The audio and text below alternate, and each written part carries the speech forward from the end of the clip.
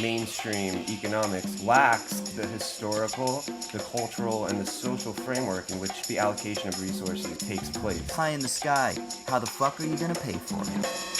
It's like trails and blazes with the apple getting lost, sticking labels on lists on. Fake ladies and males get their shit on. Made up and murdered like women gliding with their wings gone. Money, money, money, money! What up? Welcome to Owls at Dawn. We are just two dudes from Southern California who studied philosophy, politics, and religion around the world and decided to start a podcast where we can bullshit with impunity. I am an overcaffeinated Austin Hayden Smith. And I am an undercaffeinated Troy Polidori. And the reason I started off by saying money, money, money is this is the economics episode, Troy. Cue Pink Floyd's Money. Oh, wait, we don't have enough money for that. Money! Ironically. Here's my dun. Yeah, no, we don't. What are the rights that you have to pay just to have a 10-second clip of a Pink Floyd song? All of our net worth times negative numbers. Well, our net worth? I have student debt, brother. My net worth is like negative. Yeah, we're both negative, add them together, and you multiply them by a negative, you get a positive. Come on, dude. Oh, God, if only that worked. Fuck. So like I said, this week we have the dudes on from Left Out podcast. It is an economics podcast, and so we're going to talk about sort of demystifying what the fuck is economics. What do we mean when we talk about economics? And then maybe even moving forward, what could economics mean in a different context? So we're going to have a great chat with them, so definitely stick around for that. Also, just a reminder that our Patreon account is up and live. If you want access to the bonus episodes and the monthly newsletter, as well as being able to suggest polls for topics that Troy and I will cover in the main segment, make sure that you become a patron today. There's a $2 tier and then a $5 tier. The $5 tier gives you access to everything, including the bonus episodes. $2 tier gives you the ability to offer up suggestions in the poll. Once we get 100 patrons, then we'll open up things to a poll, because right now we have a handful of patrons, which is lovely. Thank you, motherfuckers. We really appreciate it. But it just, I mean, you know, it'd be better to have like a sample size of people. I mean, fuck, maybe we'll open up a poll before we get to 100. I don't know. I just set it at 100 because it's shit. We're flexible. But so there are 2 bonus episodes that are out now by the time that this episode gets released anyway. One talking about the philosophy of Byung-Chul Han, and the most recent one is my expansion talking about the film The Shining. Troy, have you seen The Shining? The OG Shining, of course. The OG Shining, the Kubrick Shining? Or The Shinning.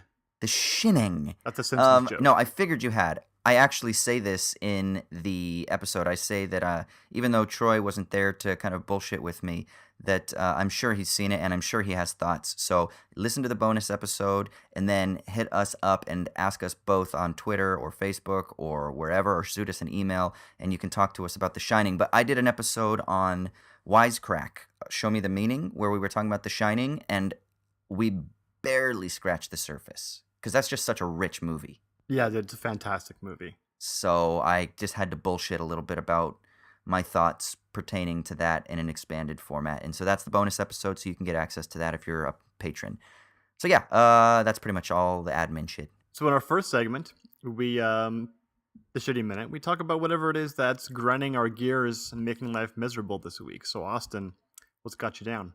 So I actually wrote a blog post about this as well on the Owls at Dawn blog page, so you can check that out. But I wanted to just rant a minute about it, because I feel like this would be like a lovely little topic for us to chat about. It has to do with Alexandria Ocasio-Cortez and some ambivalent remarks that she made regarding Israel-Palestine during a PBS interview, where she sort of flubbed her answer with regards to her position on Israel-Palestine, and she wasn't quite as precise regarding some terminology. She used the word occupation and settlements in a way that left Twitter and more kind of staunch leftists who are pro-Palestine, and most leftists are pro-Palestine, as you should be sympathetic to what's going on over there. But they were unhappy with her response, and I saw this radical influx of people like, so disappointed. I'm so disappointed in her. Or like, what the shit? Or like, oh my God. And they came down on her really hard. And now it could have just been over dramatic Twitter speak or social media exaggerations. But I think it was a symptom of something that I find to be super problematic. And it is this idea, and we've talked about this a little bit in different contexts, but now I kind of want to put a face to it, is that we are just so impatient with people and their ability to actually kind of develop and to grow, especially when they're a public persona that we've invested so much hope into. And I can't help but think that so much of this disappointment really derives from the fact that the disappointment is based in the fact that she is like some sort of commodified image that people derive satisfaction from. And then the second that satisfaction is removed because it doesn't perfectly correspond to that person's expectations that they've infused into that commodified image, then they get disappointed. And that to me is really problematic because that is essentially the very logic that the leftist orientation is trying to overcome. It's a particular accelerated capitalistic consumeristic logic that doesn't treat people as processes in becoming or as these complex things that we need to understand in these various historical and cultural contexts, but just sort of treats them as this simplified totality that is supposed to just provide us with some sort of satisfaction or a modicum of pleasure or something like that. And I think that that's a really dangerous tendency to continue to feed into. And I don't know, it just frustrated me, man, because I thought that she even admitted, she's like, listen, I'm not an expert in this. I need to take some time. And unfortunately, she was in a public forum. And so we got to see the cracks in her otherwise illustrious image that we've come to expect based on how we've propped her up on social media as being like the great hope of the left party or something like that, or at least an indication of where like social democrats or socialist democrats are kind of moving. I don't know, man. It just seemed like we need to have a little more patience with people as in the process of becoming. That's kind of a shitty minute. Yeah, I couldn't agree with you more, dude, in the sense that it really strikes me that we treat politicians, especially in the left, like brands. And so if they do something that hurts, that makes me not want to support that brand anymore in whatever way, then my only response is to rage until they change. Right? And part of that I understand. And then in one sense, politicians respond to their constituency, right? And so if they do something you don't like, you should make your voice known and use the power of the vote and whatever else you have to try to dissuade them, right? They're politicians. They're supposed to be representative. But there's a difference between that sort of political representation relationship and brand relationship. And it comes out in these kind of ugly ways when we're talking about a politician who's a local politician, right? Who does not have any experience, obviously, in foreign policy, and probably is not going to be able to respond appropriately to that question. My guess would be that AOC has pretty developed thoughts on the matter, but not in a political sense, and not developed in such a way as to be delivered effectively in a political forum. And it should be, if we're not able to allow that to germinate and to grow and to develop, then something's wrong with the system as is, right? Yeah, I think so. And even some of the more sympathetic takes, I read an article by Corey Robin on Jacobin, who I really like Corey Robin as a writer. And I still thought that Jacobin's take and his take was still a little bit too forceful for me. And maybe I'm just a little pussy and I'm like, oh, let's be nice to people and be patient. So maybe that's the case. I don't know. But even Jacobin's tweet that corresponded to Corey Robin's article, which was obviously a little more nuanced than a tweet can be. But the tweet said something like, this isn't a time to like jump on her, but a time to push her. And I don't remember exactly if that was it, but the language of push her was literally what they said. And even that, and then the article kind of talks about that as well from within a nuanced idea, but even that still presumes that there's like a canon and that there's like a dogma and that we need to push her so that she understands what is right and that she gets in line. And even that language to me is inherently problematic. And I don't know why. But I would like to think maybe it's because I still believe in the capacity of like sufficient reason or something like that. I don't know. But I think rather than pushing somebody, rather than speaking from a positional point of authority that is trying to wrangle people, there's another way to appeal to somebody who's already an ally. There's a way to come alongside people that isn't as forceful. Does that make sense? I mean, can you maybe see what I'm reacting to? Yeah, I think so. I mean, it kind of sounds like you're talking a little bit more like about a methodological approach, but I also think, and maybe you're getting at this and I'm just missing it, there's something even deeper than that. It's about knowledge and what our beliefs are and how they're formed.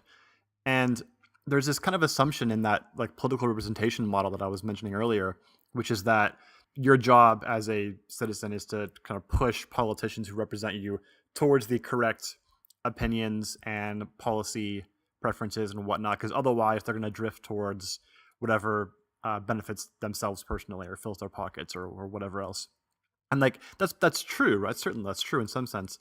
But there's also that kind of assumes that we're already self-contained units full of beliefs and they're all correct. Yes. And it doesn't allow for growth and change and learning from one another and all those things that are a huge part of social formation. Now, that stuff can obviously be bastardized and can be weaponized against people, right? When we're like, well, I need to learn more about this issue before I respond. Meanwhile, I'm taking bribes in the back door from people and just, pretending that I'm not doing that. Like, yeah, obviously that can be weaponized and we should expose that and show that it's in bad faith, right? But it's also possible to be in good faith and to say, I want to learn more about things. Like that's a huge part of like being an adult human, let alone the subdivisions of whether you're a politician or a citizen or whatever. And I think part of it also comes from, and this is why we can't be insensitive to the disappointments. As much as I am frustrated with it, I understand that there's also a sensitivity that needs to be taken because we are so used to being disappointed by politicians. And we are so used to hearing something and saying, oh, see, that's just an indication. The next thing we know, they're going to be taking $400,000 payments from Citibank. And, so I see how there's like this slippery slope fear, right? And when somebody says something that isn't perfectly in line with the canon of radical leftist ideology, then it seems like, see, we got duped. And so I get that. I understand that. But I don't know, man. I just want to love people, Troy, and just be patient with fuckers. You're just hoping AOC listens to this so you can get her number. I got a mad crush. I'm not going to lie. God, why is that the case? That whenever there is like a strong, powerful woman that I just melt. It could be Ariana Grande. Oh my God. It could be fucking, it doesn't matter who they are. If they've got talent, you're a Broadway performer. There was this woman that I saw, and I'm definitely not her type because she's outspokenly gay, but there was this woman that I saw in Los Angeles when I went to an improv show with Michael Burns from This Week in Hip Hop. And she was like this guitar-playing singer, and I immediately fell in love with her when she was performing because I was just like, God, she's so talented. And of course, she's singing about like how she's gay and she likes women. And I'm like, I get it, but nevertheless, I'm still in love with the fantasy. See, even I can't help creating fantasies. Yeah, but Austin, AOC is 28. Isn't that a little old for you? Sorry, that was low, but I had to Moving say on. it. You can edit that out if you want.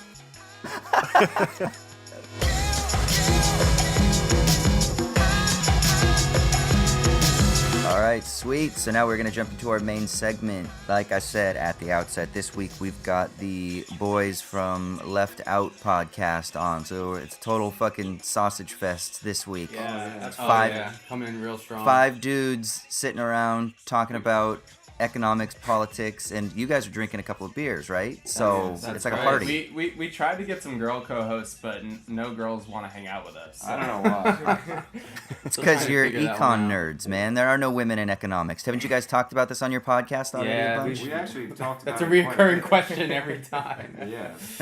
Cool. So why don't you guys go ahead and introduce yourselves real quick, and then let people know a little bit about the podcast. Sure. My name is Paul Sliker, and Left Out actually started with Dante and Mike, Yeah. who are seated next to So me you right just have now. to stop talking then. So I have to stop talking. Yeah. We'll let them introduce sort of the inception of Left Out and how it got started. Then we can loop me in, I guess. So I'm Mike Palmieri, and then Yeah, I'm Dante Delavalli. so I don't know. I guess it started off me and Dante. We go way back, both from Jersey, and we've always been into economics and politics. And we were both in school, right? And we were just reading a lot and kind of getting frustrated, wanting to actually talk to people and put something together that was interesting. And originally we would interview like 5 or 6 different guests on a particular topic.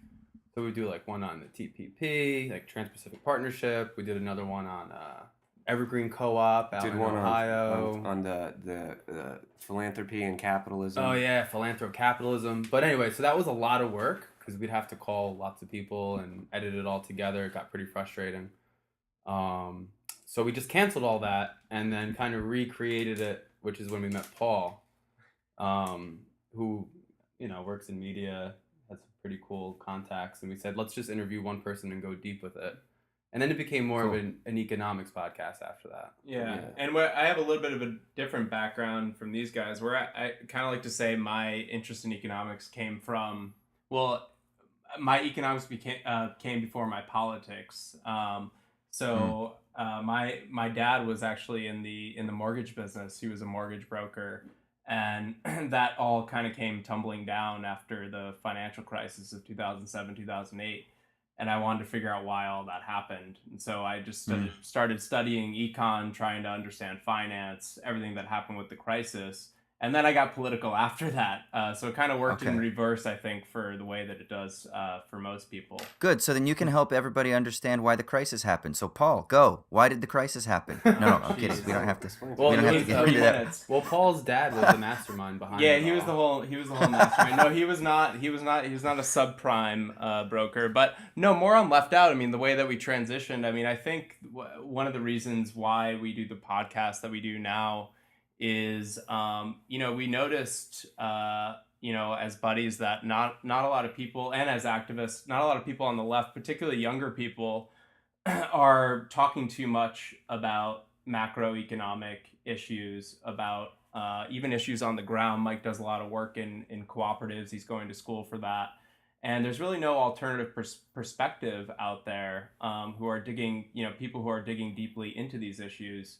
And so we just felt that there was a huge gap that needed to be fulfilled. And that's why we wanted to do more long form, in-depth interviews, because there's really no one out there doing that. So here's the thing. So I think that when the average person, my mom, my aunt, my homie that I'm going fishing with, when I talk about the word economics, I think for them it's stock market numbers. Yeah. It's dudes in suits on the Fox Business Channel or MSNBC Business talking about Kramer. derivatives and credit default swaps, and there are all these technical terms. Now, I know that you guys have a question that you ask every podcast where you say, like, do you think that there's like some sort of conspiracy of orthodox economics against like heterodox economics?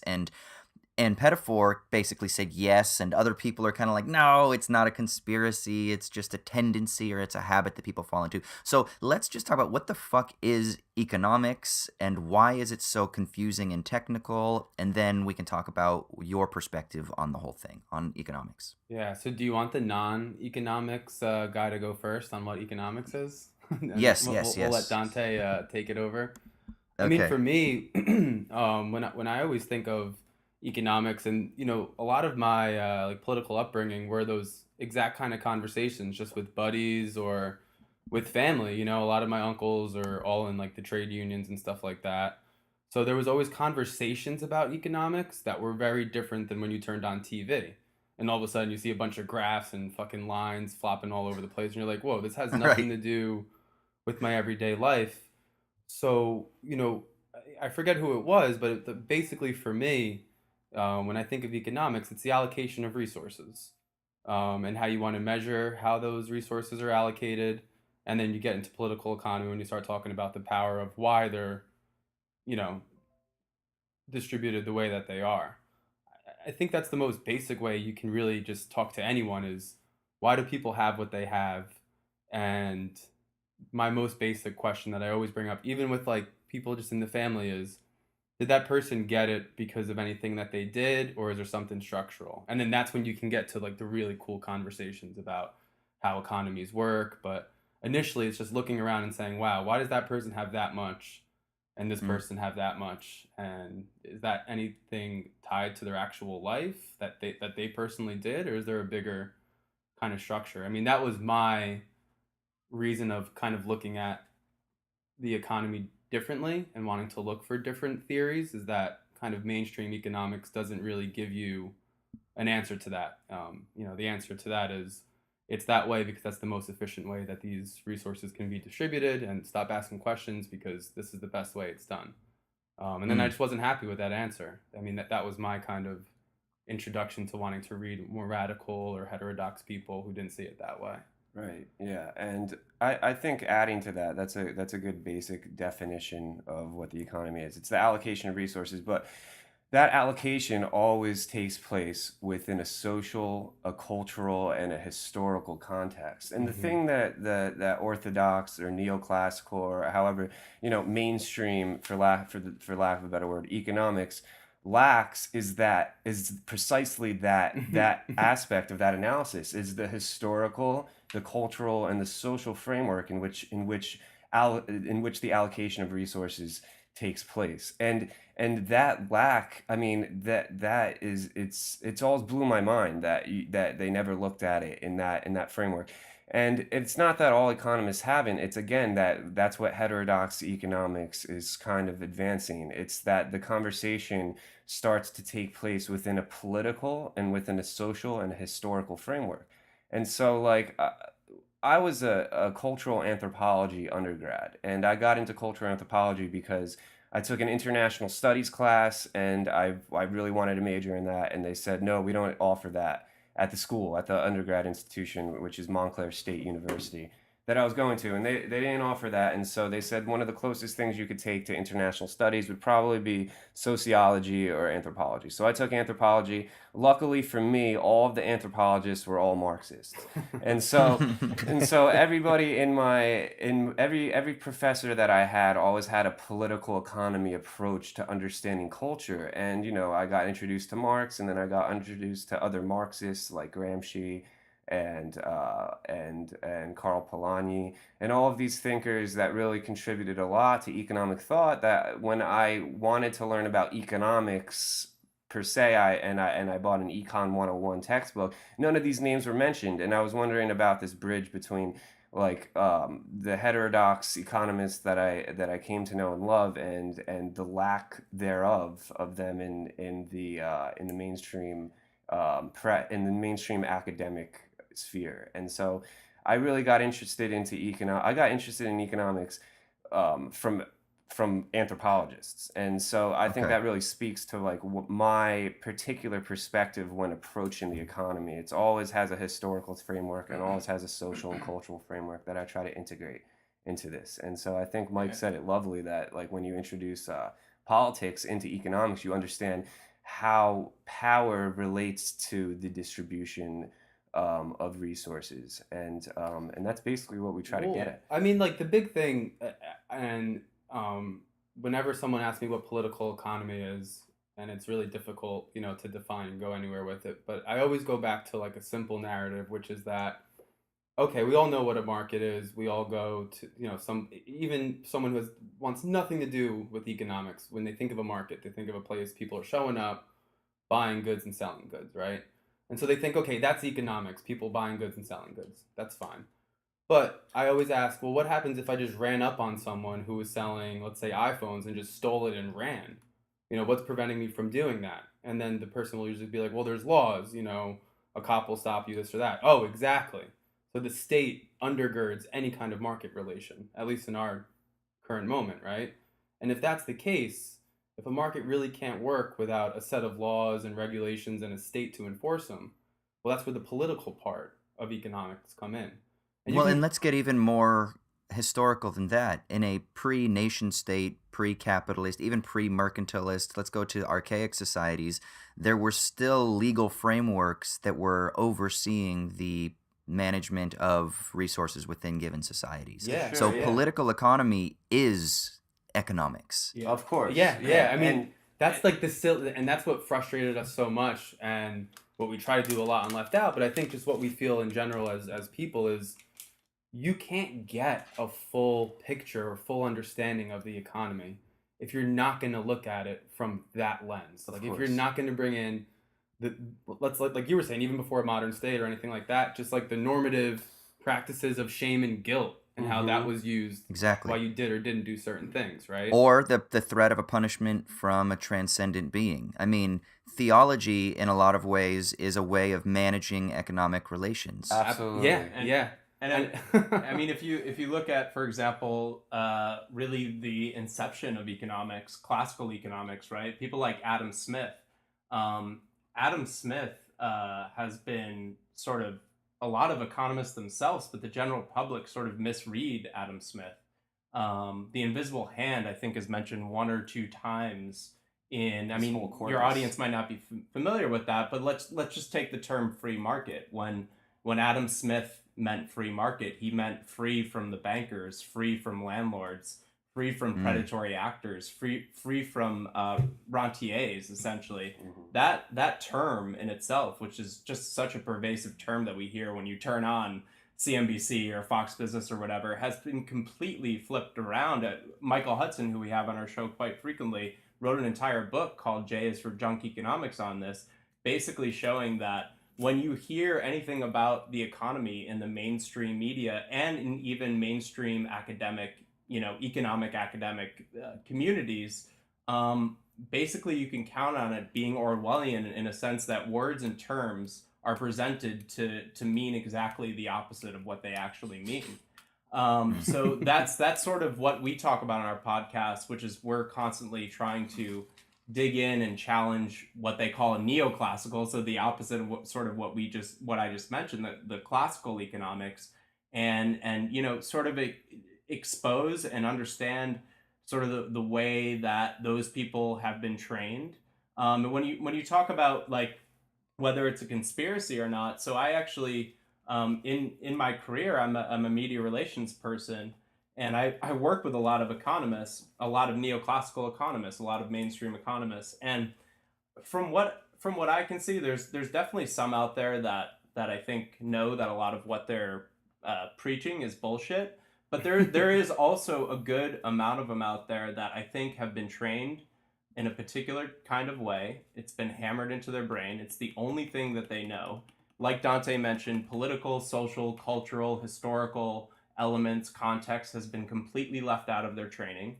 And their whole careers have been in this closed off little world of their own lexicon, their own their own training, and they simply can't see the world working in another way. And have you guys read Gillian Tett's book, The Silo Effect? I have not. I haven't, but I've been told to read it several times. Wait, I feel like I had to read that for like a nonprofit management class. Jillian's don't be siloed. Jillian's an anthropologist by training, though. Right. Well, and that's exactly it, is that one of the things she talks about is that she says because she's an anthropologist by training, she's able to kind of approach things in a way that is outside of the blinding habits of the typical, let's say, orthodox economic matrix. And so that's why she was able to kind of see certain trends that would lead to the financial crisis in 07. And that's why she thinks that now she has a unique approach. And then a lot of people obviously agree with her. And for people who don't know, she is the editor of Financial Times, I believe. She's the managing editor. She's an anthropologist by training, and she's one of the few journalists out there in the mainstream financial business press who actually gets it. Yeah. So if there's any of your listeners who kind of want to follow a journalist and know that they actually are taking a real alternative but empirical approach to sort of the trends and news that they're covering, Jillian's a really good option for sure. And going back to that distinction between political economy and economics proper, there's a great anthropologist by the name of Eric Wolf that wrote, amongst other things, Europe and a People Without History. And he's a Marxian anthropologist, and he traces in the beginning of Europe and People Without History the introduction of economics as a separate sphere in and of itself from political economy. Because before you had economics, sociology, anthropology, before you had all these subsections of the humanities and of the social sciences, it was all under the one umbrella of political economy and philosophy, and those two words were used interchangeably. If you were Hmm. in the late 1800s studying economics, well, you were studying even think political of Adam economy. Smith. I mean, everyone talks about wealth of nations, but then moral philosophy. Yeah, is- the theory of sentiments, yeah. moral sentiments, Of which moral was sentiments, Smith's yeah. first book before. which no one talks about, before but the he Wealth has of like Nations. pretty radical ideas in there as well. But yeah, I mean, I think Eric Wolf, that anthropologist I just mentioned, would say that we need to stop categorizing these into subcategories, and particularly like thinking about political economy as economics is a useful way to try to bring economics back into the social, cultural, and historical context. Well, then from people which it get arose. interested. I mean, Yeah. I mean, then there's like an activist bent to Yeah, it. Is exactly. I mean, if you think that those numbers and charts run in and bump into your life, like every day walking around, then you tend They to matter care more, You'll tend yeah. to care a little more. Yeah. Mhm. I mean, I just mentioned Michael Hudson, who we have weekly on our show. I sort of asked him this question one time, and about going to school for economics and whether like the economics tradition in its form right now can be reformed from within. And he basically said, no, I don't think it's possible. And he said, if you want to learn economics, the best thing to do is not study economics. Yeah. So, Wow. like Very true.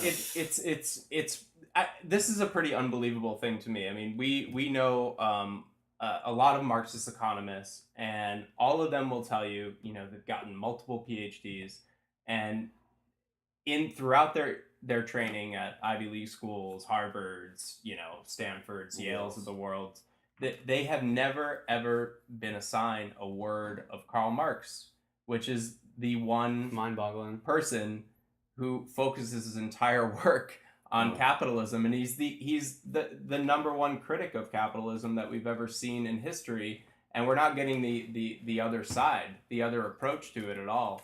So you're not even exposed to even a sliver of that when you study economics. But we do see now like this critique coming into the mainstream. We have like different graduate departments in economics around the world are calling for a heterodox approach. Well, you're at one right now, Don. Yeah, I mean, mine is explicitly heterodox. It's Give at it a shout out. John Jay College of Criminal Justice. It's a cop school, but our econ department is all Marxists, and so is the anthropology department. They do a lot of work. There's a lot of interdisciplinary work going on there. There's a lot of Whoa, hold on. All the conspiracy theorists that are like libertarians are like, see, the cops are Marxists. I fucking knew it. Yeah. Totalitarianism There it is. and you know what? Communist and pig. And to be Marxist fair and to them, we have courses on Austrian economics too, though, and that's a big thing too. Is that when we're talking about heterodox, yes, we're talking about you post should make that clear. We're A lot of talking people- about people on the left mostly, but like when you think about heterodox, you can't exclude the Austrian traditions that call for less government intervention. Albeit they have a little bit more of an intellectual approach than the Twitter sphere that we see, the libertarian Twitter sphere. But I think that there's a big call amongst graduate students all over the world. There's the University of Manchester that has like their own. What's the name of their? It's like an alternative. It's a call for an alternative approach to their own department, and it's happening across University of the world. Manchester in the UK. Yeah. Well, there's always like a story that was told when you think about economics and just having a heterodox approach or just a pluralistic approach, right? So I'm saying it would be kind of akin to, let's say, if you wanted to figure out something that was going on in a family, and you went up to the house, you rang the doorbell, and there was one person there. The brother was home, and the brother gave you a whole story about some incident that happened, right? His one point of view. And it would be as if you were to get that one person's point of view, slam the door, walk away, and say, hey, I know the truth, without speaking with the sister who was also there, without speaking with the mom who was also there, without speaking with the dad who was also there. So, when you come to that kind of pluralistic approach, there's certain insights that a Marxian analysis gives you. There's certain insights that a Keynesian approach or post-Keynesian approach can give you. There's even certain insights that, or at least jumping off points that microeconomics can give you. Whether or not you agree with them or not, they're launching points. And for me, I'm really glad you say that, because one of the things that Troy and I have talked about is that we're Marxist in spirit, but maybe not necessarily according to the letter of the law. Yeah.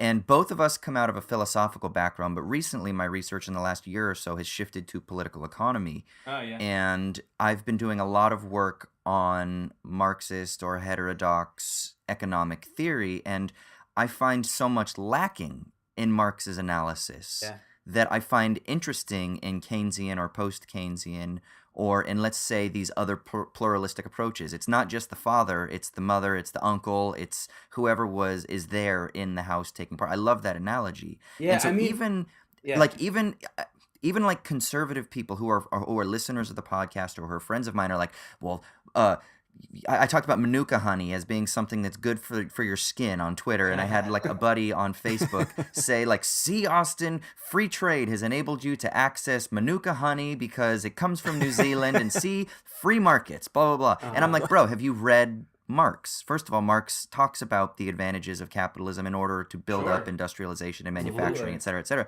But then at the same time, there's this philosopher named Ha-Joon Chang who wrote a book Yeah, he's called Bad great. Samaritans, who talks about the myth of the dominance of free marketism, that actually it was protectionism and nationalism course, yeah. that led to the emergence of these dominant economic powers. Yeah. And so I'm kind of like, okay, look, let's talk about Marx. Let's talk about free trade. Then let's talk about institutionalist economics, which Ha-Joon Chang is not a Marxist, and he's not like some free marketeer. He's what's called an institutional economist. Yeah. So there are Hyman all these pluralistic... Yeah, and you can talk about Minsky. And so there are all these various approaches that are all these different family members that I think are important without just focusing on what we understand as Marxism, or what we understand as capitalism, or what we understand as free marketeerism, or Mises libertarianism, or whatever. Let's have this holistic orientation. Yeah, and this all traces back to the analogy with heterodox and orthodoxy, right? Because by definition, heterodox movements of any kind, religion or otherwise, have to exist in the world where the orthodoxy dominates. And so you have to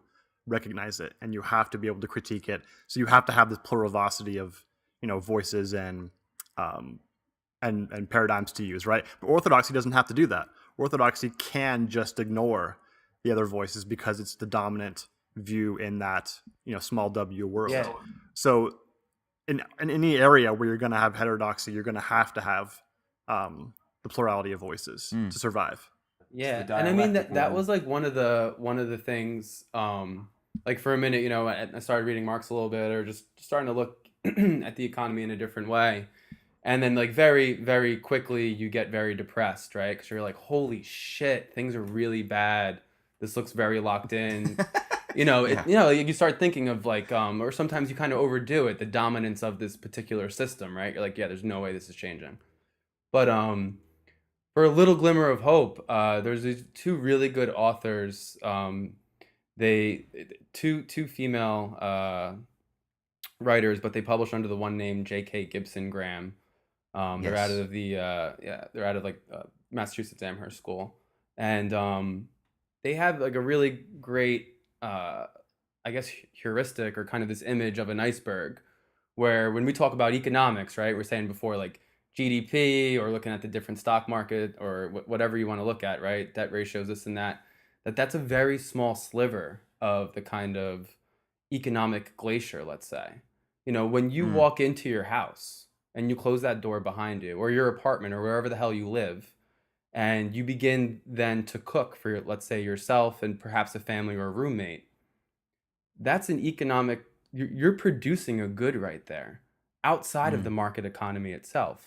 Or when your grandmother or your aunt or your grandfather is watching your child for you at home, right, and not charging you, that's another thing. And I forget who it was to cite it, but I remember someone actually looked at it, tried to do an estimate that if you were to look at all the childcare that occurred within the household and compare it to what's actually measured outside and actually provided on the market, that it's much greater in terms of how much of those services are being provided outside the market.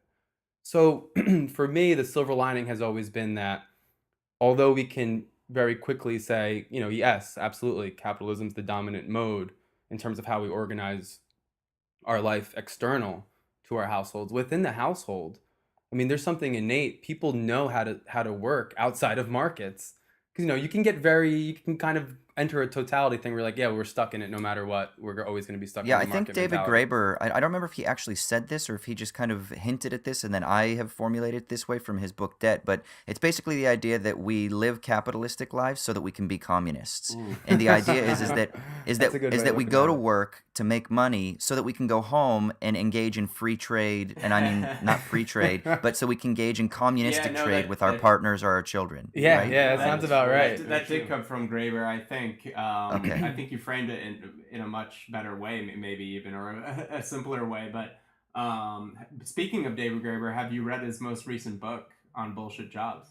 So I haven't read that, but I read his article from what was it, 2015 or whatever it was, Yeah, in Strike or it's magazine. 2016. Yeah, that the book kind of came out of, and I've read a couple of reviews. I read Jason Smith's review on Brooklyn Rail that was very unfavorable, and then I actually engaged with Graeber a little bit on Twitter because I thought that Smith's characterization of it was very uncharitable I didn't in some read ways. that review. Yeah, I mean, it was. So I like Smith. I think that Smith is a brilliant writer, and I think he's a very creative thinker. He wrote a piece on like the Democratic Socialists of America and a couple of years ago, maybe about a year and a half ago, that I thought was amazing. And it was about like Jacobin and the sort of like Brooklynite thing that was emerging.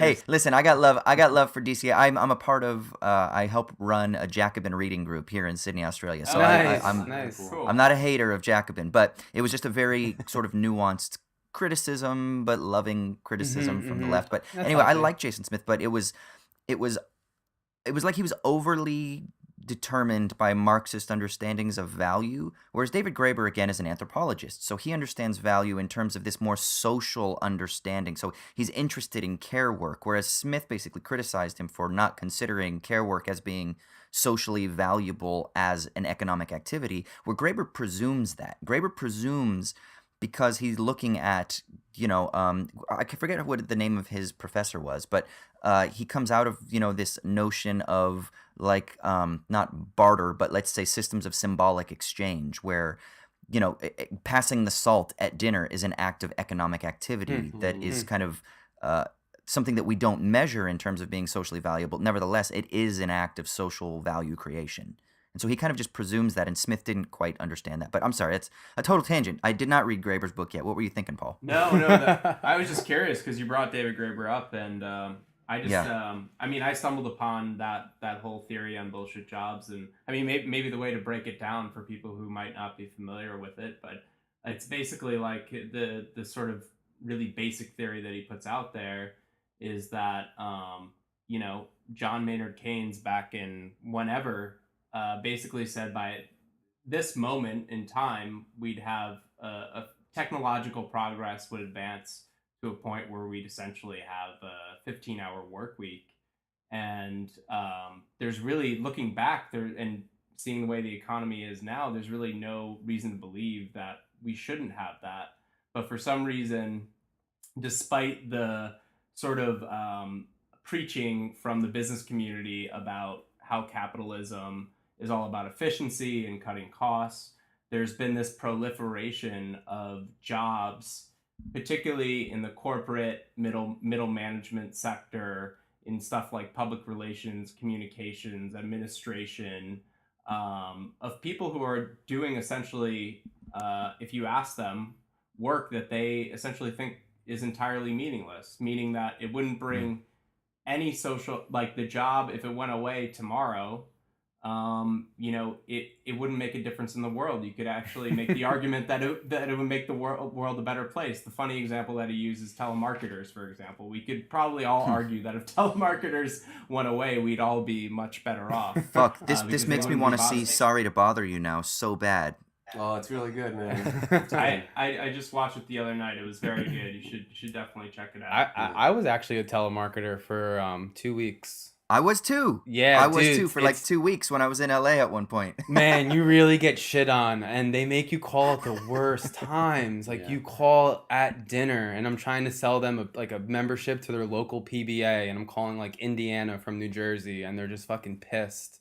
Yeah. And yeah, man, it was a terrible job, but Happy I did it because it made me realize Yeah. to be a little So, bit Paul, kinder. real quick, Yeah. with this idea of the bullshit jobs, Yeah. isn't that idea fundamentally at odds with certain economic quote unquote laws within the orthodoxy that say that, like Say's law, for example, and that the idea that all the potential resources that are out there are constantly in use at this state of equilibrium? But I mean, isn't this analysis on the side of labor, at least, sort of saying, no, that's not true, that there's actually a lot of useless, non-productive activities that are going on out there? Yeah. I mean, Absolutely. I mean, I think it absolutely is. I think you just summarized it perfectly.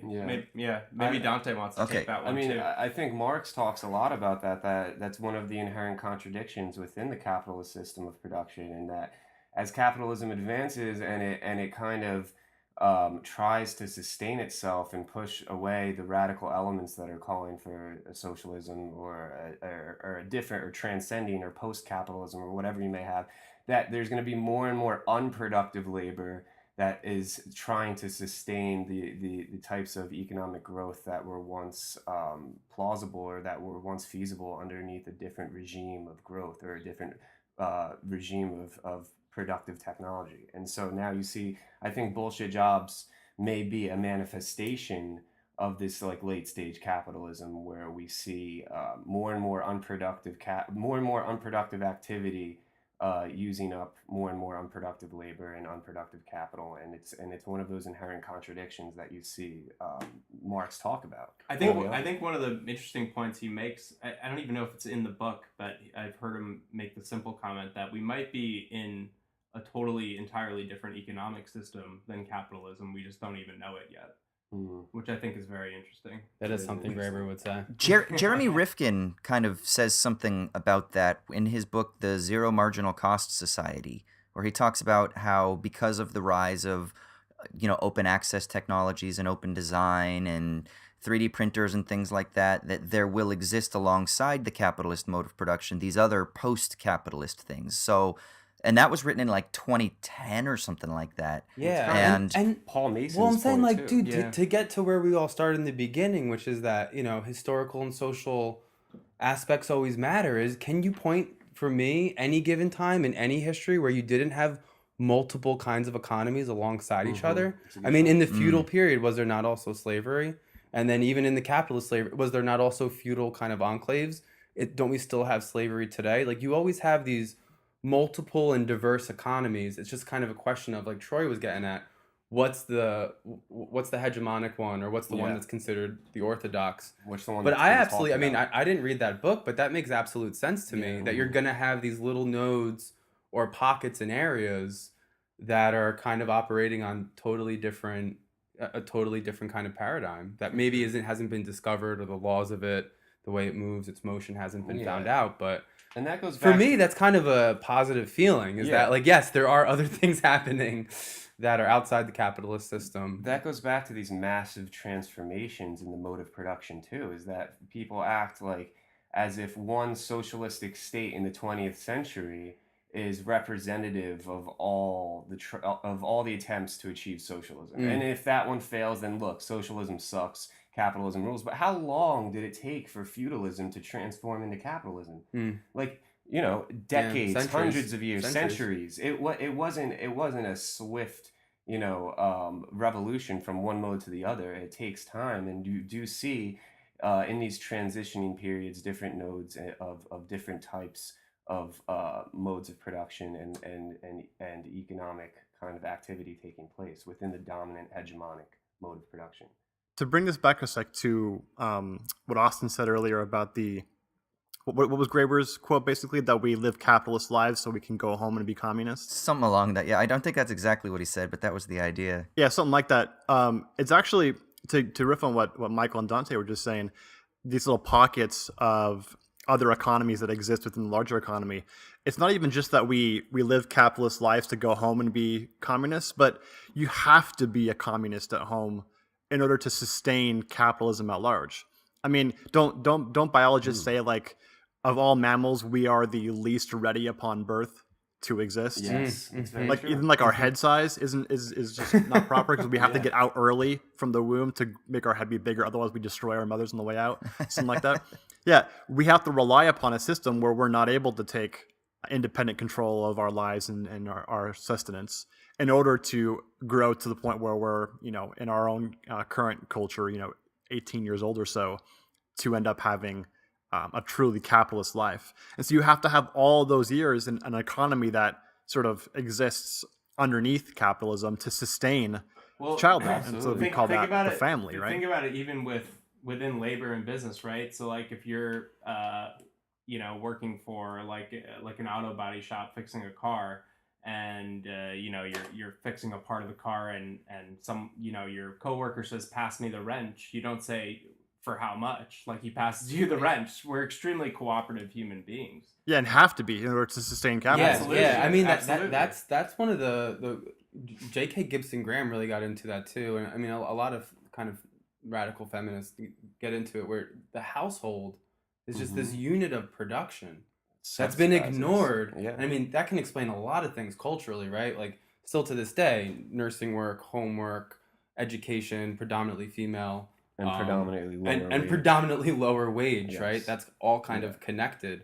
Yeah. But I remember when I was going through, so I'm a very avid gardener of sorts, right? So I have like tons of tomatoes and cucumbers, and got into like. Well, you're gonna live longer than the rest of us, because apparently, if you garden for an hour a week or some shit like that, it adds years to your life. Oh, So, is that it? God All bless right, you. good. I mean, I smoke enough to probably balance that out, or I still die. I still die young. But anyway, I was really into it. I don't know if you guys ever like stumbled upon Vandana Shiva, this kind of Indian activist. I think she has like a degree in chemistry or something, but she kind of put it in pretty simple terms, which is that you kind of have your environmental sphere, which is complete. I mean, that gets to your point too, Troy, right? You have this whole production scheme that's happening within the household that's not counted between people.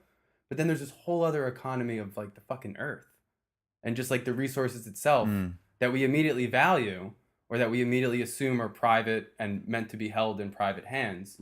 That just exists out there. That's never really been given any kind of value outside of the market price. No. Right? And I mean, you can look at it. It's unfolding right now in Flint. Yeah. I mean, that's kind of when it hits the human, when those two spheres actually collide. But it's totally true, where it's a very myopic system in the sense of what it looks at. So is this why you would support? I listened recently, and for people who are listening right now, I just want to say that your podcast is like, I listen. You know how some podcasts you skip episodes? I listen to every episode because Dude, I think Thank you. it's so lovely. The interviews you guys do, the questions you guys ask, the stuff you guys get into is so fascinating. People listen. It's not a big scary economics podcast. It gets tense sometimes, but I think I even heard Paul, you kind of made sure not to use terminology in your interview with Pavlina Chernobyl. You're like, hold on, we're getting a little bit terminological here. Paul Let's will walk slow it down. back, man. He's good for that. Yeah. And I love that. We But one of the appreciate things that, you yeah. guys talked Thanks. about recently is the idea of a job guarantee with Chernova. Yeah. And so what I would ask you is, all of this stuff that we're talking about right now, that care work isn't appreciated, that community gardening isn't appreciated as something that's a socially valuable form of labor. Would a job guarantee, is that something that would help us to develop more of a participatory economy, where the things that we are contributing aren't just simply for production and consumption? One of the main reasons why I support a job guarantee, and I'm just trying to frame this, like we just said, in the most simple way possible, is, well, number one, it has a lot of macroeconomic stabilizers and effects. So, for example, it would, our currency used to be pinned to gold. Now it's not pinned to gold anymore. We have a fiat currency, essentially. And with a job guarantee, you'd essentially be pinning, if you're in the US dollar to labor. And I think I mentioned this in the podcast, where this is an extremely helpful benefit where you're always at full employment. So if you have the federal job guarantee and there is a political effort, let's say from the Republican Party, to get rid of the job guarantee, and that passes, that will automatically destabilize the economy and throw millions of people out of work and destabilize the currency as well. And everyone Real will... quick, can you explain how it is that it would be pinned how currency would be pinned to labor as opposed to fiat. What does fiat mean, and how is that a little bit different from the gold standard that Well, I existed mean, before? I'm not the expert on it, but basically everyone should go back to our interview and listen to Pavlina's definition. Basically, the economy is always trying to work towards so-called full employment. But when they talk about full employment, like for example, when the Federal Reserve talks about full employment in their monthly meetings, they actually don't want full employment at all. And when they're talking about, for example, raising interest rates, a lot of the reasons why they're trying to raise interest rates is because the economy is supposedly overheating, and they don't like when wages rise because that gives more powers to workers, right? Well, I don't know if this makes sense. So I had a little bit of a Twitter chat, and I talk about this in a bonus episode actually that is just being was just released like a day or so, so people can listen to it. But I basically said that the conservative resistance to a job guarantee boils down to we like unemployment because it's good for business. And I had a friend push back on that, and he's like, well, but what about for these other reasons? And I'm saying they obviously wouldn't say that. No one says I want unemployed people because it's good for business. But when you understand the way that unemployment is good for business, because what it does is it allows for less bargaining power among workers. Because if there's a larger reserve army that employers can threaten workers with to say, well, if you don't take our wage, then I'll just hire somebody else. Right. That allows more bargaining power on the side of the employer. Of the capitalist, yeah, absolutely. And so if there's less unemployment, that gives more power to the wage earners to say, no, you have to hire me, motherfuckers. So now we have bargaining power on our side.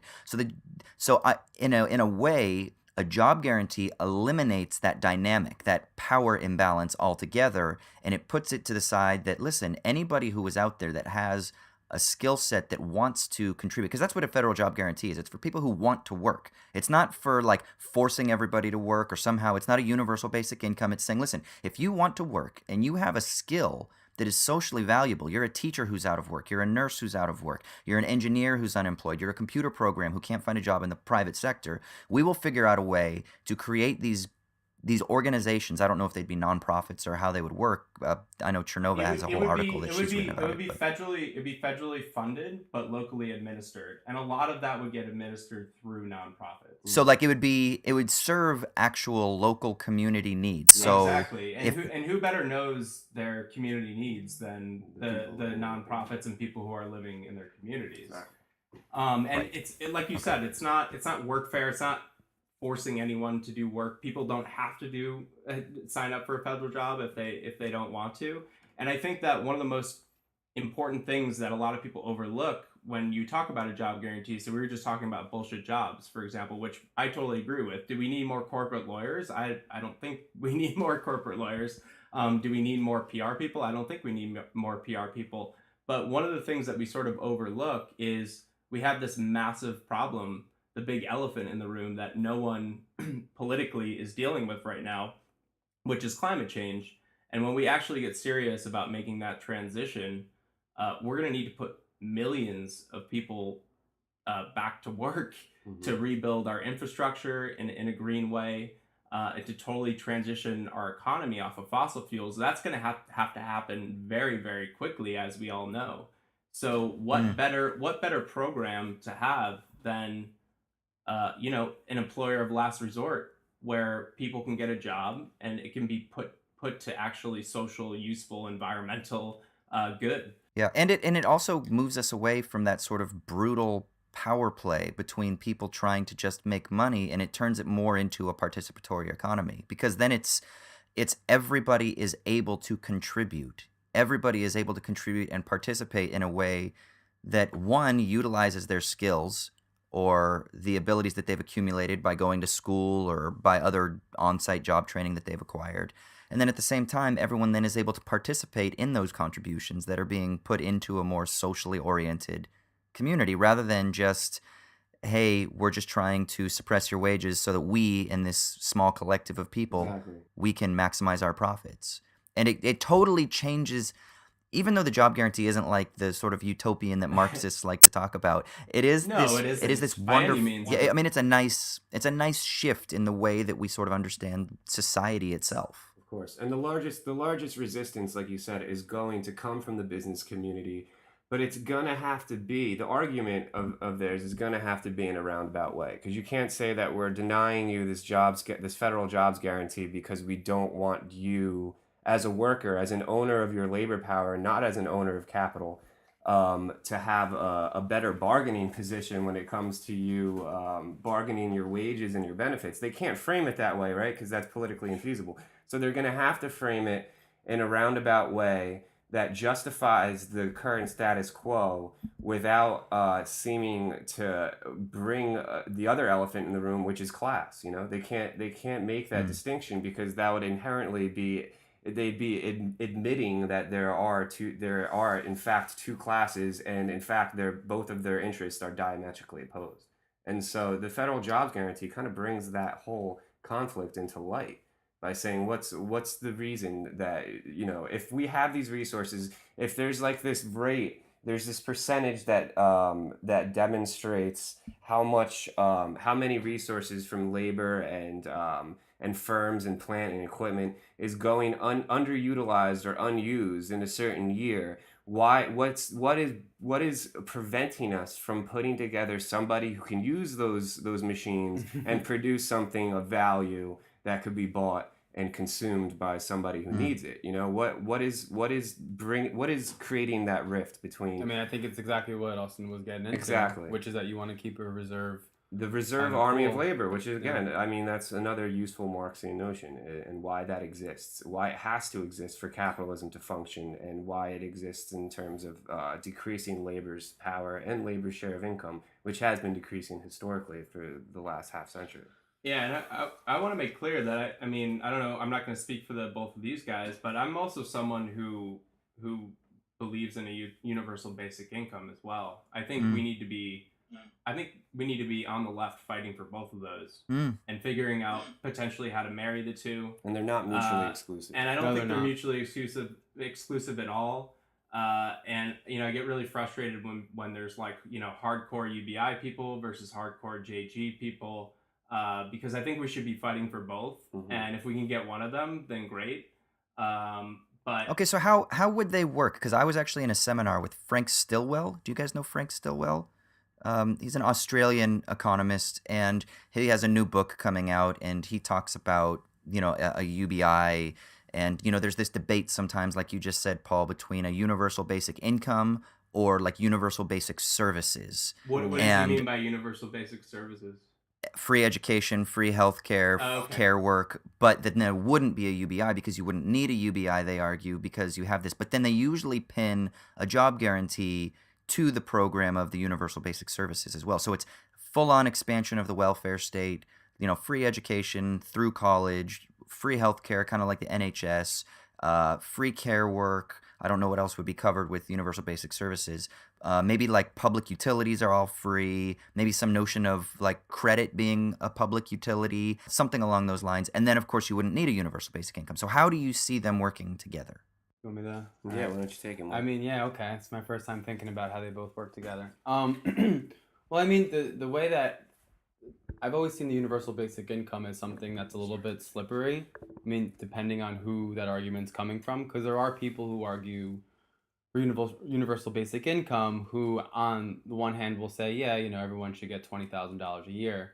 However, and then they kind of counterbalance that with, in that case, we should have to slash some of the welfare state. I mean, that's kind of you know, that's an argument that's out there. Charles Murray and shit like that. Yeah, and it's very dangerous. Well, not dangerous, but people have to be aware that, at least when we're talking about universal basic income, we're not marrying it with also the slashing of the welfare state.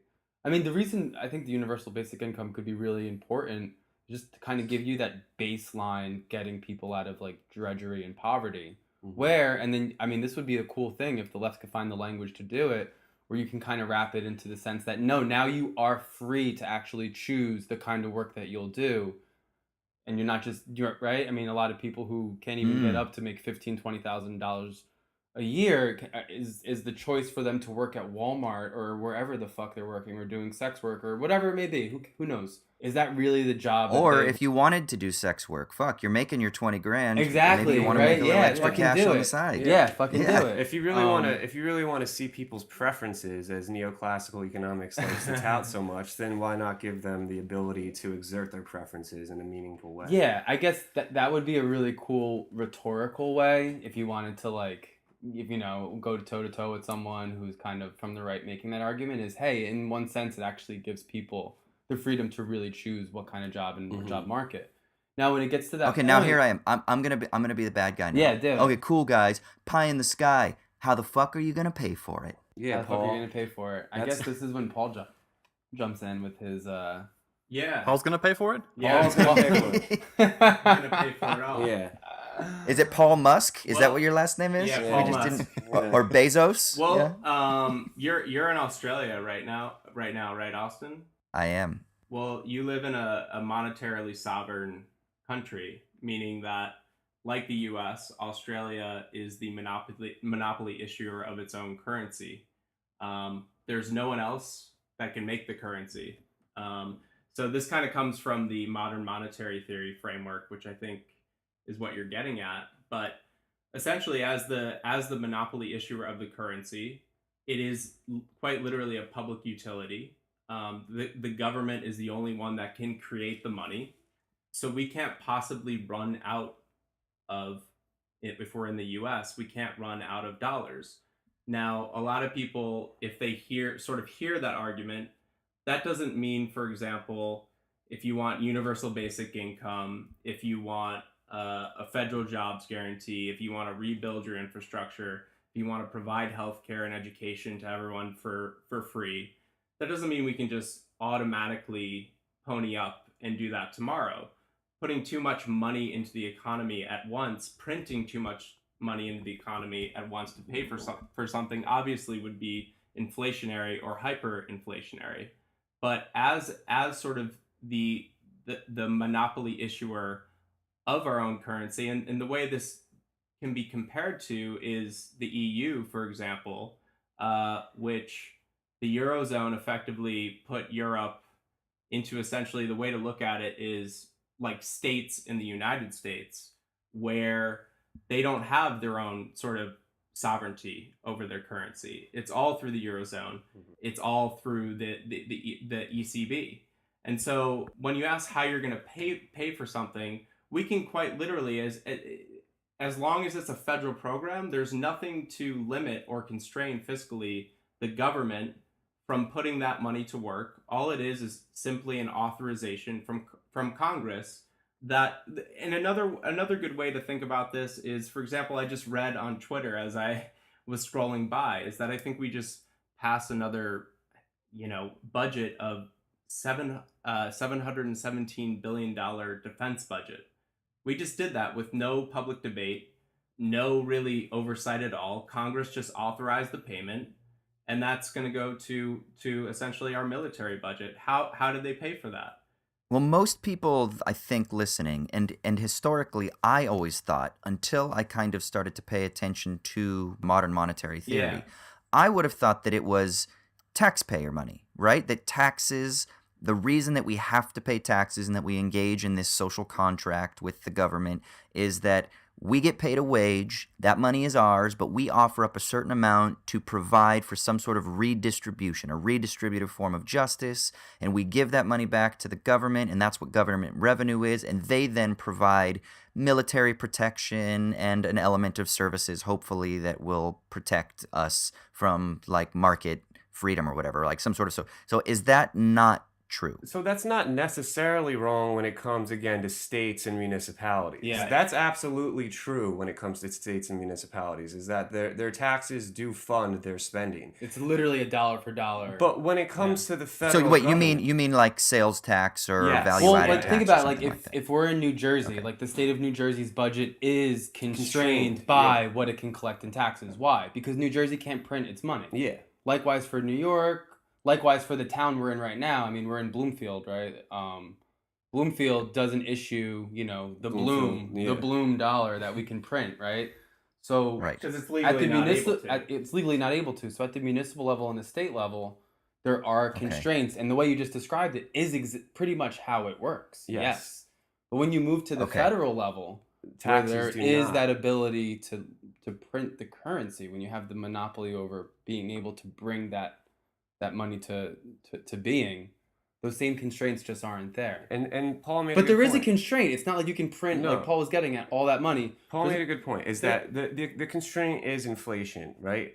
But the point that and there's you'd the see, other constraint is that there has to be goods and services for that money that's to the actually thing, purchase. is that the underutilization of our resources, the underutilization of labor in the U.S. and the underutilization of the plants and equipments that produce productive goods and services is not being utilized, and therefore there wouldn't be inflationary pressure. You And bring that money into existence to bring that unused Yes. resources, unused labor into an existence. So you're talking about this reserve army, and then you're also talking about the idea that not all the capital that's out there is currently being, like, even fixed capital, like machinery course, and technologies, yes, that they're not even operating at full efficiency. Not I've at heard all. it said that we're only operating at like 80% That's what it is. efficiency. At Yeah. any given That's- moment, it's like 15 to 20% is unused. as Yeah. unused, yes. So that's actual machinery That's and actual auxiliary capital. materials and raw materials Giant that aren't factories being. that are just when empty. when you use the term capital in macroeconomic language,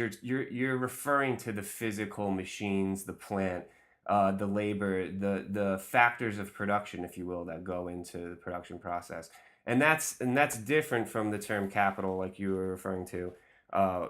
That refers to financial capital. And so when I'm using the term capital as being underutilized in the term of a macroeconomic sense, I am talking about the physical plants, the machinery, and the labor that's not being utilized to its full potential. And that's why, therefore, a job guarantee, for instance, would not be inflationary. In fact, Stephanie Kelton and her crew et al. Pavlina, yeah. Pavlina, they all they published a report, and it's full of numbers for any econometric or mathematician that wants to look at these real constraints, and it shows that there wouldn't be an inflationary pressure because of this job guarantee. For that very reason. In fact, it would actually work to utilize those Productive capacities, the productive capacity that right now is not. Because if you think about it, like if there's nothing being produced, what would be the value or the point of money in the first place? Exactly. Right? So it's a like, claim.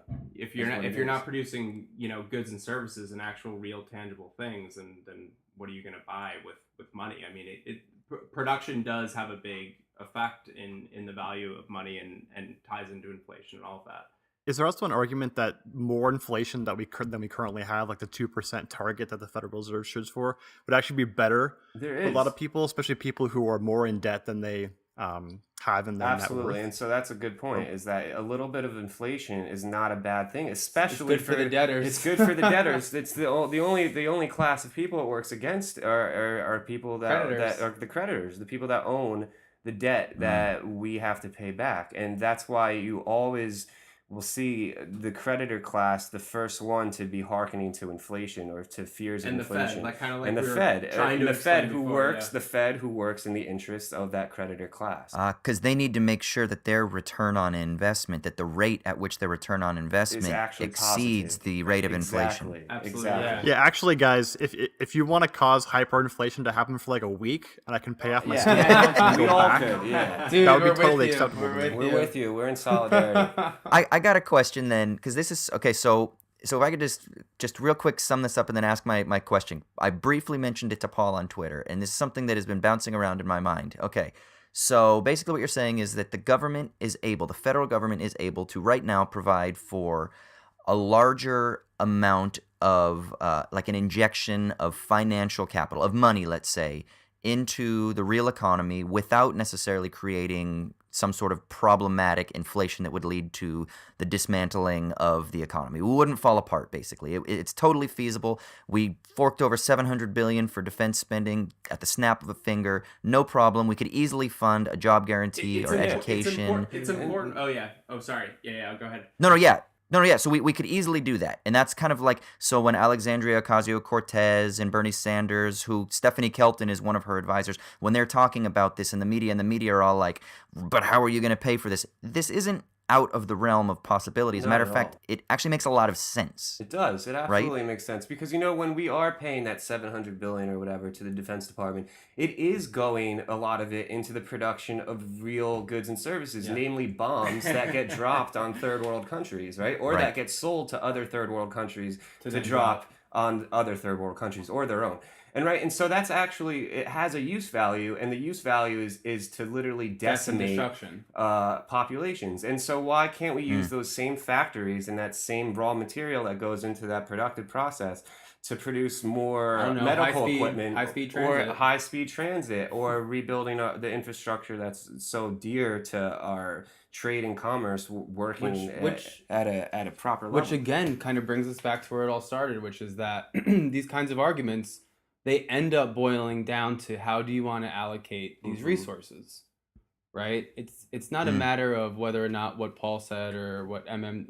I mean, there are other constraints as well for an influx of that much cash into the economy. There are, certainly, but generally speaking, I mean, there's nothing that cataclysmic that would happen if you were to do that. Because we've also done that already. I mean, post 2008, what was that? Except the actual infusion wasn't to the debtor class or to the working class or whatever you want to put, whatever word you want to attach to it. That infusion was somewhere different. So anyone who looks you in the face and says that it's not possible, they can't do it with a straight face. It's already been done. Yeah. Right, just to a different class, the creditor class. That's essentially what's happening in the economy right now. It's just about what the main thing in terms of when it comes to inflation and all of that and how much you can spend. It's all about what you're spending it on, as these two guys just laid it out, and over what period of time you're sort of doing it. So like I said, you can't pass every federal program you ever wanted to overnight in year one. and there has to be sort of an earmark. And when inflation is created, if it's too much, then we'll know it, and you'll be able to scale back and make sorts of structural adjustments to that. Yeah, but if a little bit of inflation is what's actually like their most valid argument in terms of a job guarantee, then they really need to go back to the drawing board and think of something a little bit more devastating. Yeah. All right. Moral of the story: don't be afraid of the word inflation, because it's been used as like. Okay, so then bullshit. here's my last question then, and Troy and I was kind of chatting with him about this over our what the fuck is that app that we use? WhatsApp. So much of political strategy is tied to the idea that our tax dollars bailed out the banks. Like, this is something that the Bernie campaign, the Occupy Wall Street movement, so much of it was, they are stealing from us. It's our tax dollars that we have entrusted to the government to benefit us, but they didn't. They betrayed us, and they stole our money, and they gave it to the capitalist class. They gave it to the financiers, the bankers, whatever. In modern monetary theory, that argument isn't as strong, right? Because actually, no, the money didn't directly come from taxpayers. The money was allocated from the Fed, from the central bank. Mm-hmm. So can you help me think through this, as it's not as potent, that argument doesn't become as potent of a political strategy? Yeah. And is there a way to still argue that no, the injection of capital into the capitalist class is still unethical, even though it's not necessarily a direct extraction from working class taxes? Yeah. I mean, so the first thing, and both Dante and Paul are much better on this actual topic, but me, I tend to be the political, always thinking, like, rhetoric wise. Right. But for me, the activist here. I mean, what I would say immediately is, yeah, okay, they didn't rob you out of your left pocket, if you want to call your left pocket the tax pocket. They robbed you every fucking day, right? They rob you when you get a high interest rate on your mortgage, when you had a teaser rate that blew up to 20-something%. Yeah, that's when they literally robbed you in your house. Or they robbed you when you got, whenever you get one of those payday loans. Or they rob you whenever you get a student loan. Or they robbed you whenever you had a car loan. So every single day, they're in your life and they're robbing you, regardless of how you want to look at the tax issue. I mean, it's a question of framing. But for me, I mean, those other mechanisms where they hit you with fees, look at what happened with Wells Fargo. I mean, you can just Dante had a great post on Twitter, and then he just kept going. What was it with Citibank? Yeah, It just was the all the fines. different fines that Citibank had for Since 2008. since 2008, and it was a laundry list. I mean, these guys are robbing you left and right, regardless if it's through the infusion of capital. Now, in terms of how to take that, because I don't agree with that as well, I think that that's wrong. But I think I don't know how to really work I think the that really one out. simple way to sort of look at it is just to look at the amount of money that the bailout entailed, which was there's a great report on the Levy Institute that basically showed that it was over $29 trillion. Now, mathematically, like, there's no way that the taxpayers could have even foot that bill if they wanted to. But I think in terms of the narrative, Austin, over the taxpayers foot the bill, they screw the taxpayers. Well, it didn't come out of our pockets. It was more akin to printing money, as we just sort of went over. But it didn't. Our taxpayer money didn't save the financial system, or save the world. Essentially, it did the opposite. What it did was inject money into these predatory banks and save and prop up and make worse a financial system that we are living through right now. We need to remember that the banks are much bigger than they were before the crisis. So essentially, we have perpetuated a system instead of sort of looking at it and saying, well, this sort of banking, interconnected financial sort of global system is clearly not working for workers, for normal people. Maybe we should look at things like public banking. I mean, there virtually was no response at all from the left, and we sort of let them walk all over it. Well, and then there's also a way, like, to answer that. I mean, I know that this may be not the smartest thing to do, because you always have people making the household budget argument, and that's terrible to do when you're thinking, at the federal level, that kind of idea. But in terms of, to kind of talk about why is it morally wrong that we injected that much money into a sector that just screwed millions of people and threw them out of their home, it would kind of be the same as, if someone was to rob money from you, create a Ponzi scheme, which then had you be kicked out of your home, is the response to then give them a couple $1 million so they can start up the same Ponzi scheme. That's exactly. I mean, that's how I would, to like distill it down to a basic kind analogy. of political. You want to put it on a poster, and you want to occupy Occupy 2.0. That would be the kind of narrative that I'd run around. You just gave us the title for this episode. It's gonna have something to do with fucking Ponzi scheme. Yeah. So then what the fuck is the point of taxation if it doesn't fund federal activities?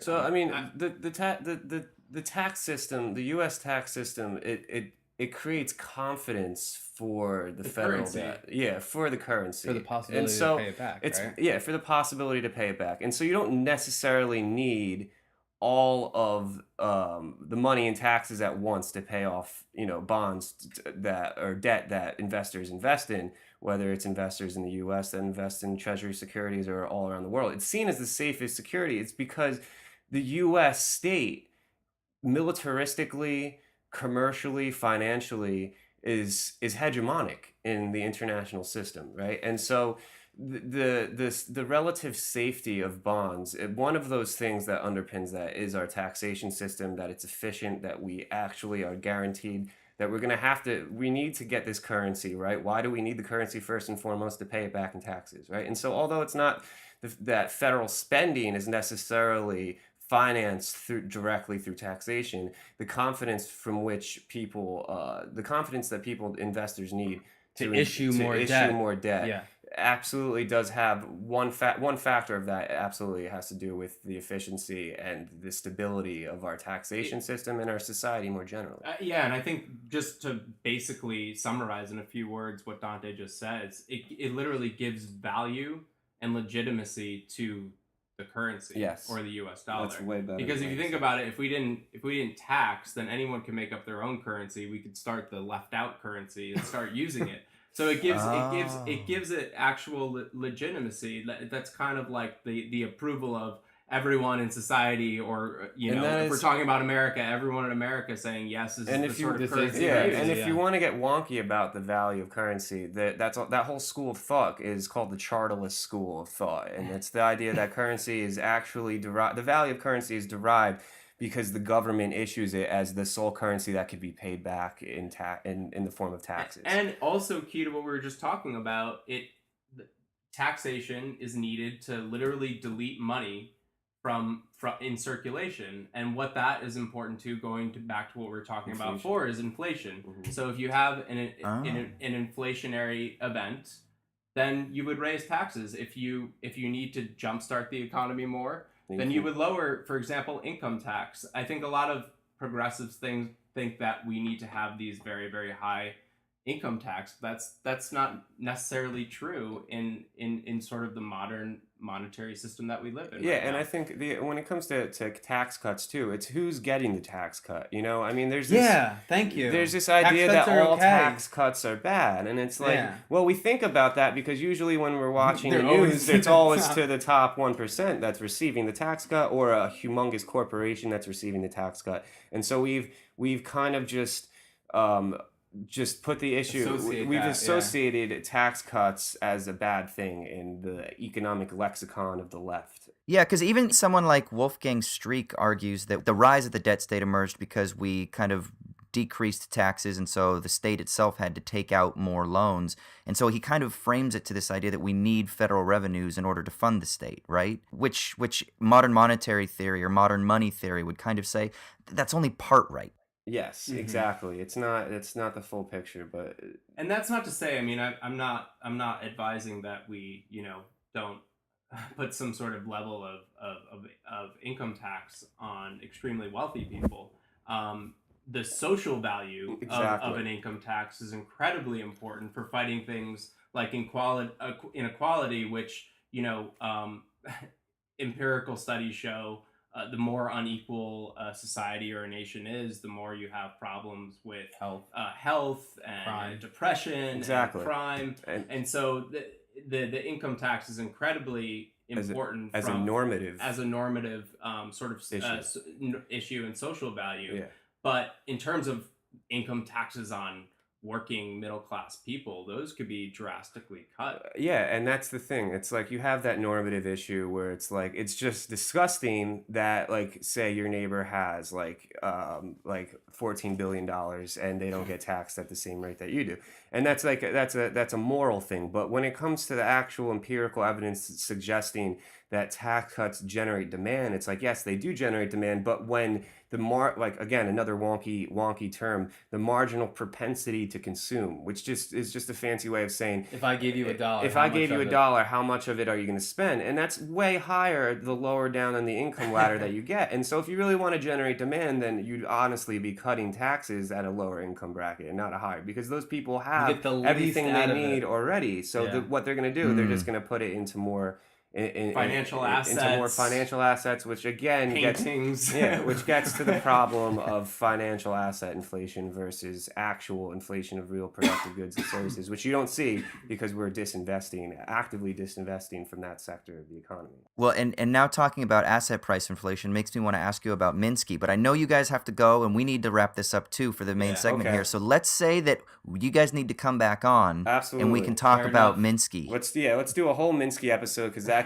guy's life is incredible, and he's honestly been influencing so many economists. There's a new generation. There's a whole new generation of economists. I would actually love to come back on with you guys, because I've gone through one of the books that your listeners should read is Why Minsky Matters by Randall Wray. He's another monetary theory economist, and it's so good that I've now been reading it. I'm almost halfway through the second time sort of reading it. So everyone should pick up that book, and we can have a little Minsky. Hey, motherfucker! You don't get a sticky leaves. What are you talking about? That's our segment. You're not allowed to give recommendations on. Okay. All right.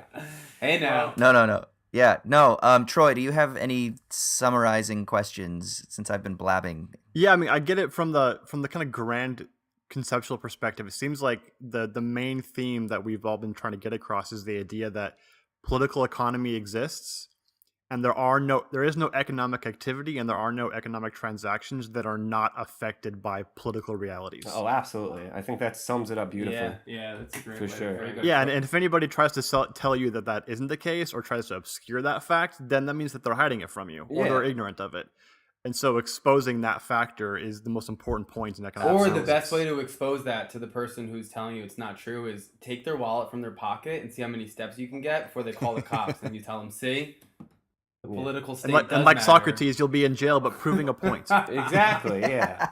And, sometimes it takes jail to prove a point. Yeah, sometimes you got to go to jail to win an argument. Yeah, All right. I know a lot about that, but we'll get into that on another episode. You guys, economists aren't supposed to talk like this. What the fuck is going on here, man? Yeah, Come on, bad you guys. things, bad things. Bad things, man. No, cool. Well, okay, so where can people find you? How do they get to the podcast? Plug yourselves a little bit. Yeah, they can find us on Twitter at Left Out Podcast. They can also find us on our Patreon, which we always need money. We desperately need money. And that is patreon.com /left out. And then they can find us on pretty much any other platform, Google Play. iTunes, Google Play, Stitcher, SoundCloud. pretty much anywhere you can find a podcast. We used to be on YouTube, but we're not there anymore, unfortunately. But just type in Left Out into any podcast app that you have, and you should be able to find us. And is there an episode that you would say is like a great introductory episode for people who aren't as initiated with economics that would be able to kind of jump into yours that would be the most easily accessible or the most interesting, or is there like a favorite episode? I think relevant to the discussion that we just had, there's two. I think the one with Professor David Harvey, who's one of the world's leading Marxist scholars, sort of what we were talking about to do with Marx. That'd be a good introduction because he recently came out with a book that kind of summarizes Marx's Capital volumes 1 through 3, and we sort of run through all of that with him. So that's a good introductory course to Marx and what I think most of us would think is his most important work. Mm-hmm. And not a lot of people read past, because it's incredibly long, the first volume of Marx, but he does such a great job. Shoot, not even the first volume, the first couple chapters where he's talking I about know, value, yeah, and then they it's- stop. So that's Yeah. like Spark Notes for That's- Capital. That's Yeah. Spark Notes for Capital. What about MMT? Okay. And then with regarding to MMT, I would say the Stephanie Kelton episodes. I think Yeah. it was debunking budget deficit deficits. myths or something Yeah. like that. You'll find it. Just look for Stephanie Kelton. That's a really, really good primer on Cool. MMT. And another MMT economist we just did an episode with was Pavlina Cherneva. Mhm. That's our most recent episode. Yeah. Yeah.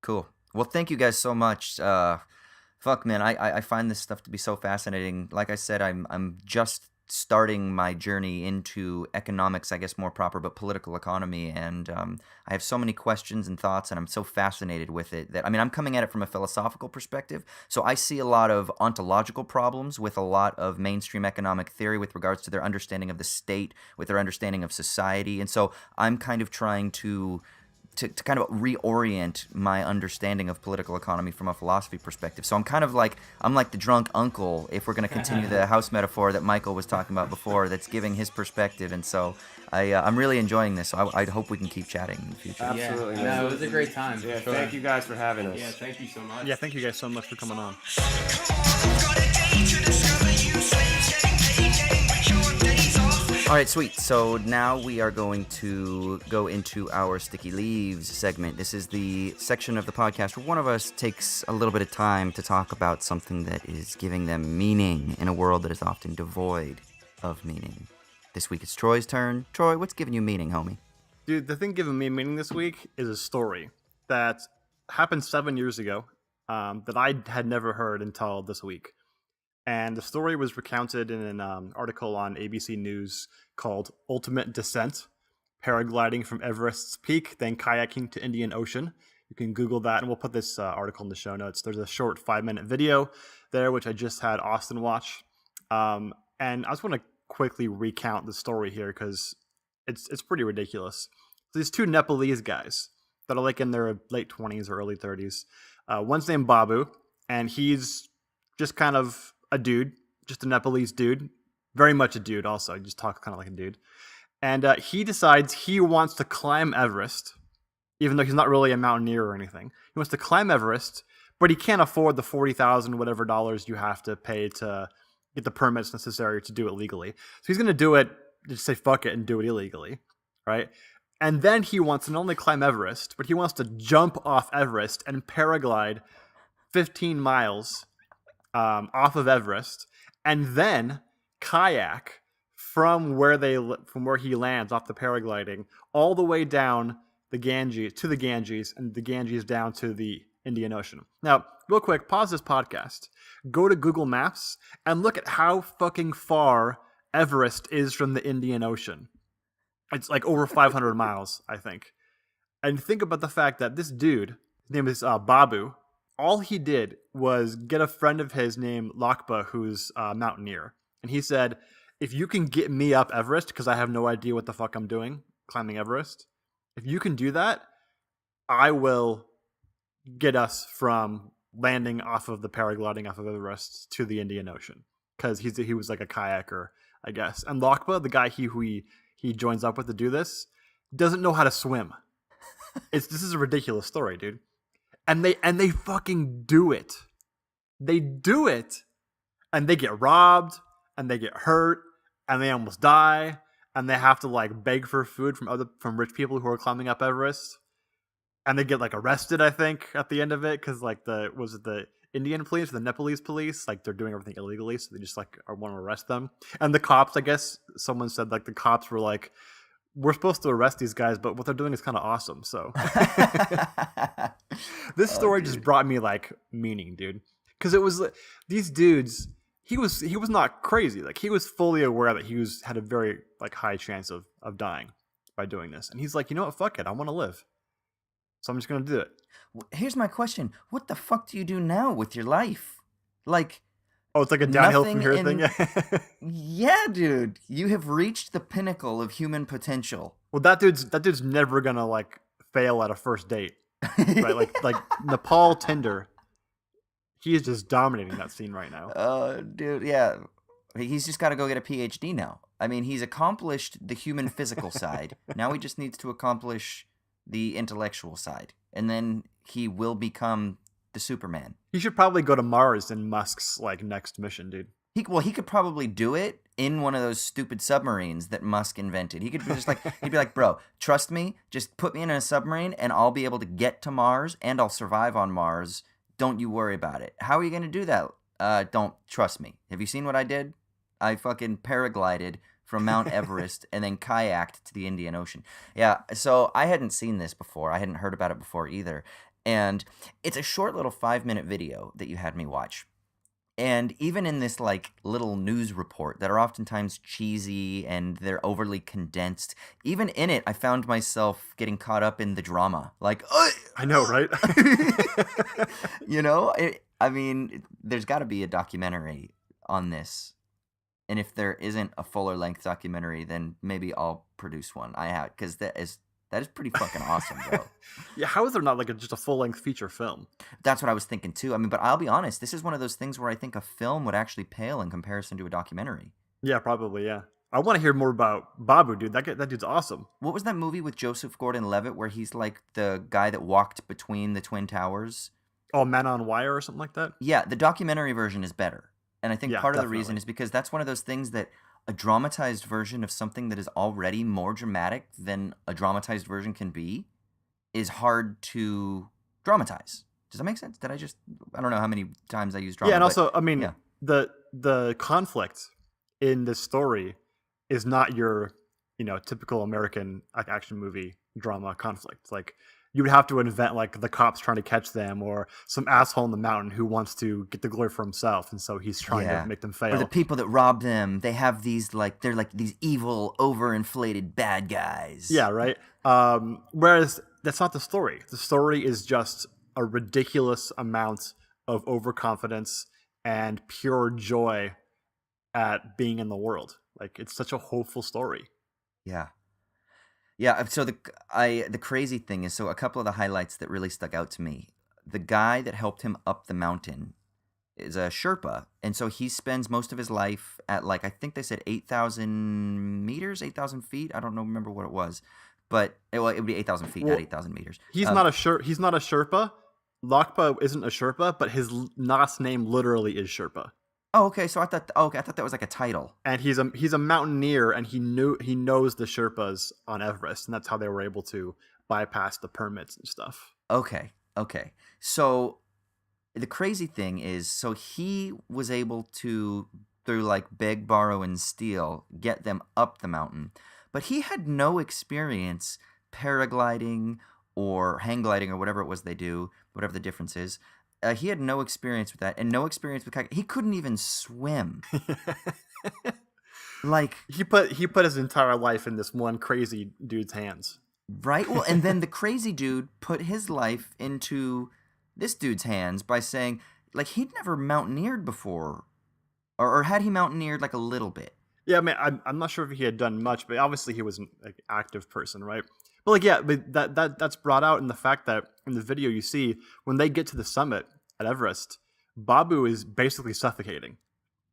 And so rather than celebrate up there and, like, get some good video, they just had to paraglide immediately because they had to get down to where there was oxygen. Right. So it's just, yeah, it's ridiculous, man. Well, and then when they get down to the ground level, then with the guy who, I can't remember, what's his name? The Sherpa, last name Sherpa guy? Al Lakpa? Yeah, Lakpa. Then he had trouble breathing at sea level. Can you imagine your lungs adjusting to all that oxygen? Yeah. Fuck, man. Yeah, it's a great story. I can't believe I'd never heard that before. So I know, me too. And you know what? It's really an analogy for this podcast. All right, let's hear because, I don't know who's Babu and who's Lakpa, but this was an endeavor that it's pretty risky. We're putting everything on the line, putting our opinions out here on the internet, maybe we're still at the base camp level. Hey, is my journey to summit Everest trying to reach out and start dating AOC? Is that my Everest? Yeah, that might be your Everest, dude. You're definitely Babu then. Yeah, you're definitely Babu. Like, you're the one who wants to get on top of Everest and paraglide off and kayak to the Indian Ocean. I think it's going to be fine. The language of getting on top here is making me uncomfortable. I get what you're saying, but, you know. Yeah, I mean, what's the death zone of Everest then? I mean, isn't the whole fucking mountain the death zone? No, it's when you get above 20,000 feet. Isn't that the death zone? Yeah, it's something like that. Yeah. So that's okay. All right. No, dude. Thank you. That was good. I actually got an exhilaration from that. You know what it did? It gave me life to want to go and read more about political economy. That's what I'm gonna go do. You need a break from that stuff every once in a while to find out what people actually do in the world sometimes. That's amazing. That's right. Yeah, so you can find us on Twitter at owls_at_dawn. You can email us at owlsatdawnpodcast@gmail.com. Go to the website, owlsatdawn.com. Leave some comments on the episode or download MP3s. And of course, as we mentioned in the beginning of the episode, go onto Patreon, please, owlsatdawn at patreon.com. And join up with one of our tiers, the $2 tier, where you can suggest episodes and be part of the democratic culture of Owls at Dawn, or the $5 tier where you can be involved in the monthly newsletters we'll be putting out, as well as bonus episodes and things like that. Other than that, I hope you enjoyed the episode. Das Vidania, Amerikanski.